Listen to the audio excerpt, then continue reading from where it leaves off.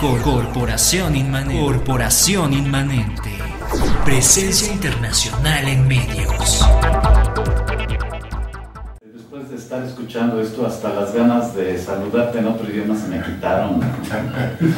Pues muy buenos días, Gabriel. Buenos días a don David Méndez, que está en cabina. Y bueno, estábamos escuchando el himno órfico al Dionisio, con instrumentación de la época y desde luego un arreglo moderno, porque no se sabe bien cómo era la música griega de la época, pero reconstrucciones arqueológicas nos dicen que debió parecerse algo a lo que escuchamos.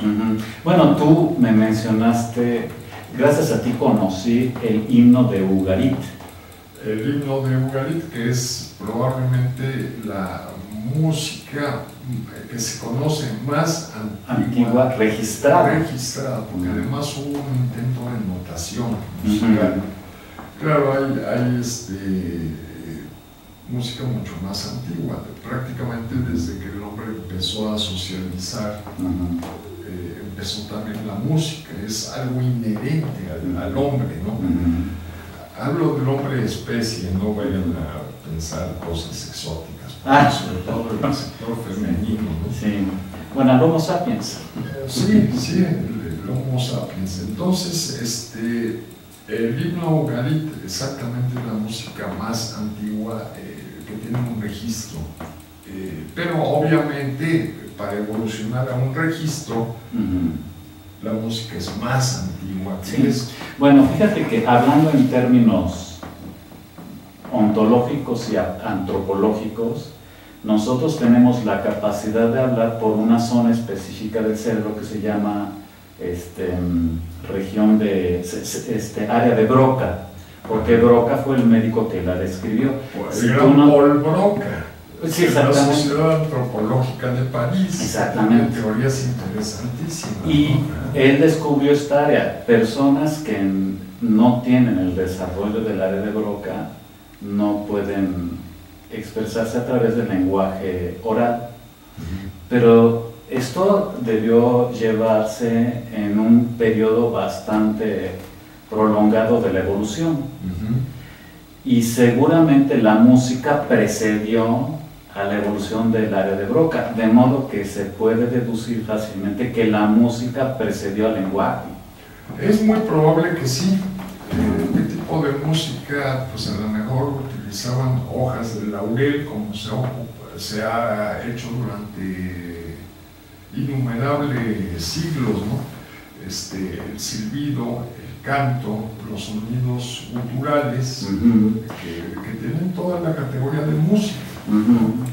Entonces, bueno, ya cuando llegamos a esta música que escuchamos, el himno órfico a Dionisio, la música ya tenía rato de estar presente. Y yo imagino que tomando como modelo, por ejemplo, el himno de Ugarit, es posible hacer reconstrucciones de música de esa época, ¿no?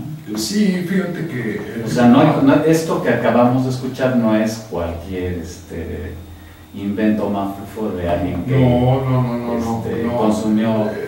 debió sonar, obviamente no igual, ¿no? Pero parecido, un aire con el texto en griego que sí se conoce, que es un himno a Dionisio, uno de los dioses más apreciados y respetados de Grecia, porque nada menos que era el dios de la fiesta, el dios del desorden, pero no en el sentido en que lo entendemos ahora, era otro sentido de la vida, que probablemente nos cueste mucho trabajo entender. Y bueno, a propósito de esta música, Gabriel, se debe a que la Ilíada, probablemente una de las obras más importantes de la historia humana, se escribió mucho antes que esta música. Esta música, digamos, es ya del periodo clásico, estamos hablando de 500 años antes de Cristo. Pero la Ilíada es la constatación de la invasión de los aqueos no solo los aqueos, sino había muchos más ahí que invadieron la ciudad de Troya, que también era de habla griega, por cierto.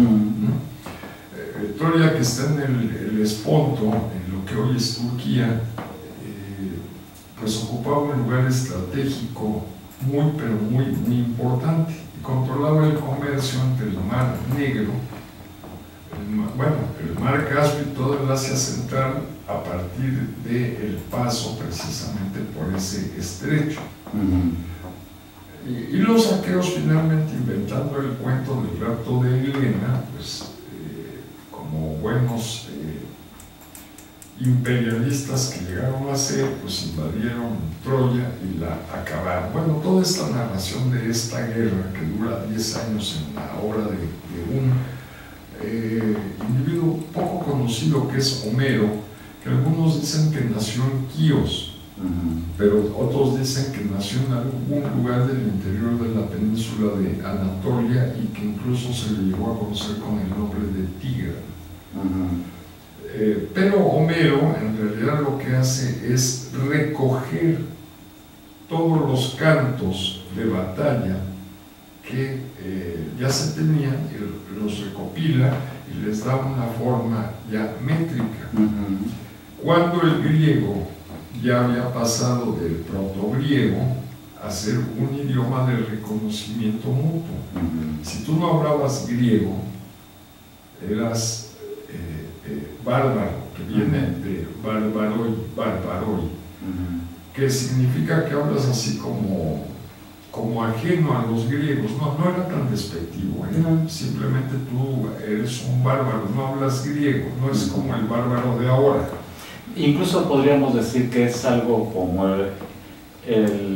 la forma de expresarse de la gente de Tepito, que no necesariamente es despectiva, ¿no? No, exactamente. ¿No? Es algo así.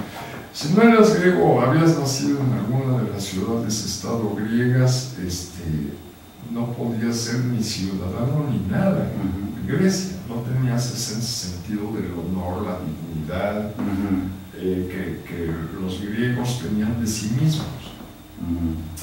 Bueno, entonces Homero recopila todos estos cantos en dos obras fundamentales de la literatura universal, que es la Ilíada y la Odisea, que es el regreso de la expedición a Troya.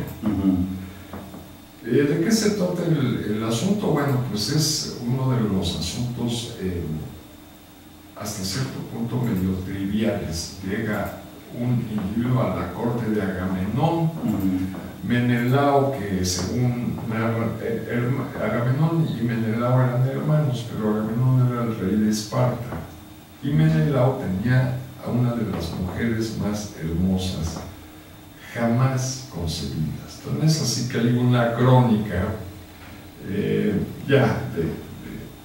muy posterior, que dice que cuando Helena se presenta a un comité de reyes y se presenta con un tocado que casi la hacía parecer como semidesnuda, esto dice la crónica: salieron los hombres con el miembro erecto a tratar de meterlo en cualquier orificio que encontraran, incluyendo los huecos de los árboles. O sea, es para describir la belleza de Helena. Entonces llega digamos un comité de Troya, donde venía Paris, que era además el prototipo del griego hermoso. Hay que recordar que la belleza masculina y femenina entre los griegos era algo realmente muy, muy importante. Entonces llega esta belleza masculina, que es Paris, y Helena inmediatamente se enamora, pero se enamora porque Menelao, o sea, su esposo original, que ya le había dado 2 hijos, era un zote. O sea, era un tipo con poca sal en la mollera, y Paris pues era un príncipe con toda la herramienta necesaria para lucir en cualquier lugar. Entonces se enamoran. Y Paris pues simplemente dicen que la secuestró, pero no es así. Elena incluso se lleva sus joyas. O sea, la cogió voluntariamente, exactamente la cogió, la subió a su nave y regresaron a Troya.